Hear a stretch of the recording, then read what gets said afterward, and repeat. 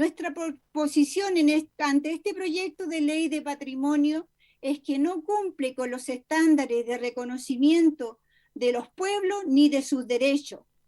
Hay que señalar que no es posible legislar en medio de una pandemia según la Corte Interamericana de Derechos Humanos. Deben detenerse toda la tramitación legal que afecta a los pueblos indígenas mientras la pandemia no mengue su impacto.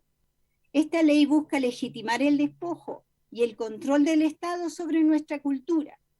Cuando hoy hablamos de restitución y gestión comunitaria de los territorios, este proyecto de ley nos afecta y debe ser necesariamente consultado.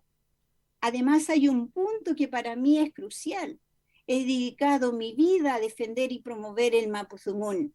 Este proyecto de ley busca despojarnos de nuestro idioma.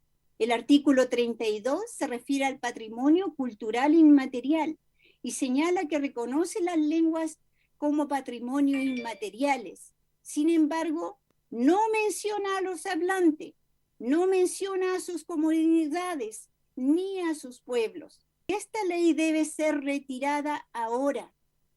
Tal cual está, despoja a los pueblos de sus conocimientos, creaciones, de sus territorios, de su gestión y su autodeterminación cultural, lingüística y patrimonial. No queremos otra ley más de despojo de los derechos indígenas. Y además debe ser consultada a los pueblos indígenas cuando estén las condiciones sanitarias y políticas. Mañum, muchas gracias.